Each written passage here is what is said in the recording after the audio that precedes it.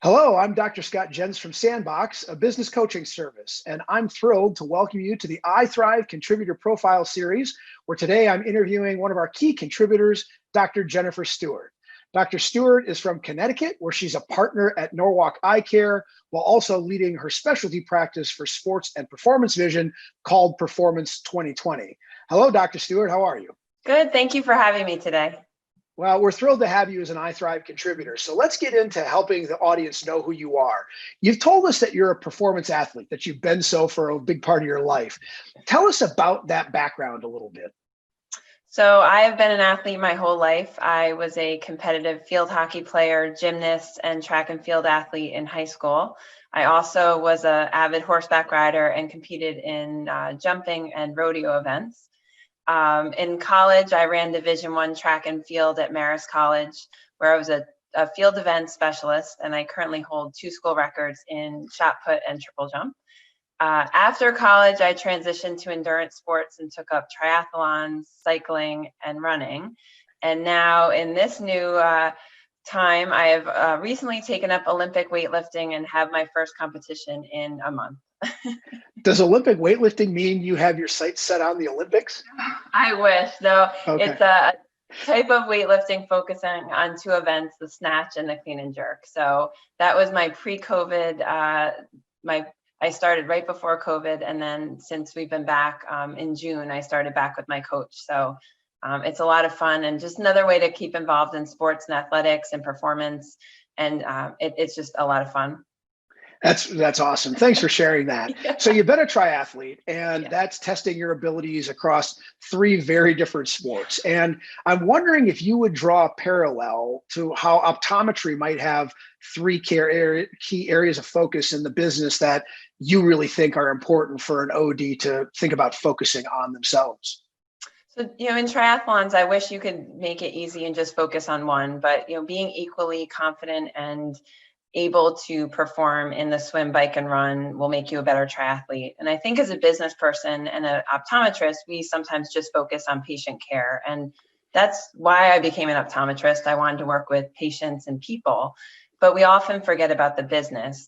And we forget about the business, and that's split into even more with contact lenses and optical. So, I think of the triathlon of optometry as patient care, optical, and contact lenses. So if we only focus on one, if we focus only on patient care and we're not looking at how our business is performing, it would be like me coming out, having a great swim, and then totally forgetting how to ride my bike and walking the rest of the run. So while I'd finished the race, I might not be as successful as I could have been if I'd focused on all 3. So as a follow-up, is it really critical for the doctor to be involved in each of those 3 areas, in your opinion, as opposed to setting up somebody else to sort of run and manage one of them?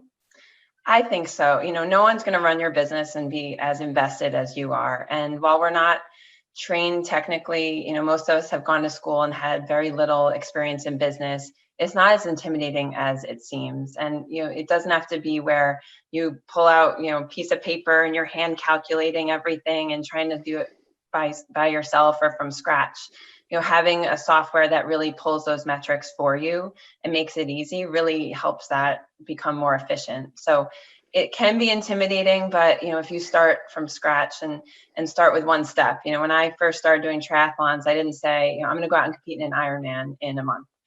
That's unrealistic. So for an optometrist to come in and say, I'm going to focus on every business metric there is, and I'm going to watch all of those, and I'm going to make changes. It's easy to get overwhelmed, and it's easy to just give up. So when I first started triathlons, I didn't really know how to swim. So my first step was hiring a swim coach and starting swim lessons. And as frustrating and as intimidating as that is, I saw improvement and I was able to measure my progress. So in our businesses, if we focus on one metric and we start measuring that and tracking and making changes in our practices and seeing that change, I think that's just as motivating as doing an Ironman, but getting there slowly and making those small changes. You can see the improvements that you're making. So in all these performance sports, there's all kinds of different ways for people to use monitors for their performance. You say optometrists should be just as engaged in measuring their practice. So Let's get into that a little more deeply. How should they do it? As they have a base metric or something they look at, just give us a little bit of a sense of how you might tell us in the eyeTHRIVE series in the future, how you would advise an optometrist to get engaged in measuring. Pick 1 to 3 that you want to focus on. And, I think we get so paralyzed by data and we get so paralyzed by information, and we hear all of these metrics and, what should I be tracking? And once I track it, great. It's not great, but what do I do? My suggestion is always focus on 1, 2, or 3 key metrics that you're comfortable with, that you understand, and not just because there are metrics that I tell you to look at, but things that you can understand and that you can have a plan and an action to put into place, and then revisit them.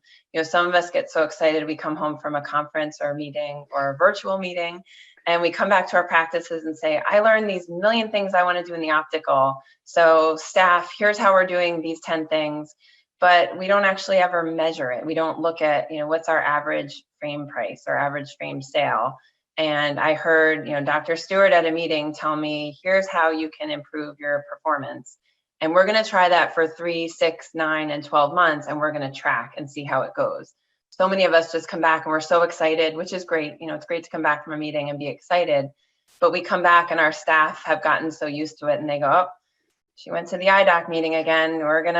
Let's just let her go for a couple of weeks. She'll be on us, and then we can go back and be complacent and go back to what we've been doing because we think it works. So we're all guilty of it. I'm guilty of it too. But if we set a metric, even just 1 that we focus on, and we have a plan, we know why we're focusing on it. Maybe my average frame sale, I thought it was going to be X, but really, oh my gosh, it's Y. So that's first, is identifying that, and then making a plan, and not just going, well, I guess we're not going to do this. It's my demographic, or it's because I take a managed care plan, but really either, figuring it out or using other smart doctors. We have great people in our field, coming up with a plan and talking to our staff, but also letting them know, I'm not going to drop off in 2 weeks. I'm going to be measuring this, and just keep focusing on that. So, set that goal, but also keep managing it. That's great advice. So in your practice or practices, what do you see your biggest opportunities being coming forward in the near term? I think the greatest opportunities are that we've been just really busy, but also busy can be great, but it can also be a time that you let things go. And, I have to remember that it's busy, but I have to keep focused on and monitoring those measurements and those metrics. I want to make sure that busy is equaling profitability, and that we're not just busy and not keeping the optical and the contact lens sales where they should be. So I think there's a great opportunity right now. I think, most of my colleagues and friends that I hear from, we didn't know what to expect this year, but the patient demand has exceeded what I could have even imagined. And the optical has actually done great, but continuing to watch that and not getting overwhelmed with patient flow and letting those sales walk out the door. That's interesting, because really the twist there is, if I consider myself overwhelmed, then I can focus on that feeling, as opposed to saying, I have this opportunity. I have to grow as a business leader. I have to become better at what I do, managing my people, because the opportunity is to be better at managing a busy business. And so as a business leader, have you become more comfortable? How do you become more comfortable as a business leader? I'm sure you listen to things and read things. What's your secret to being a great business leader? I think just listening and taking in as much as I can. I'm a huge reader, and I have a group of colleagues that we talk pretty much every day about our practices. We share what's going on. We share books that we like, other materials that we find helpful. So, having other practice leaders to fall back on and to say, how are you handling this? What are you doing in this aspect? And it started back, it's been years, but really during COVID, we met every week on a Zoom call to talk about what the heck do we do when we go back to work, and how is it going to look like? And, it's grown from there. So I think having a great group of smart people really helps, especially, when you're a newer practice owner. I graduated in 2007. I joined my practice in 2008 and became an owner in 2010. So I had a pretty short trajectory to become a leader in my practice and an owner. And, I've worked at it very hard. I read a lot, I listen, I do webinars, I go to every meeting I can. So I think just getting out there and then putting those practices into play and watching how they work.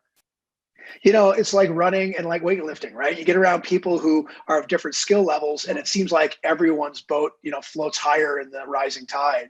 Um, Absolutely.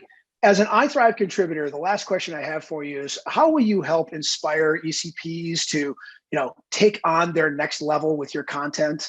Give us a little preview of the things that you really will be hoping to talk about on your iThrive content. I just love being a business owner. And I think, we have such a gift in optometry that we not only can help patients and really help on the clinic side, on the clinical side, but also the business side can be enjoyable. And I think so many of us are frightened by it, and we are quick to dump it on our staff or hope that somebody is doing it and doing it right. And, hopefully that office manager I have is doing it well. But I think if we could take ownership of that and look at that, and it's exciting and it's fun, and not all the ideas we have work, and that's okay. But if you have a plan and you have measurable goals and actions, it might not work. Some of the things I've tried have failed, but you don't know until you try. So my goal is to help optometrists and business people enjoy it, not be intimidated by the numbers, not be intimidated by the sheer amount of information that our practice has, but to give you small measurable goals and watch everyone succeed. Oh, that's wonderful. Thank you so much, Dr. Stewart, for your incredible insights.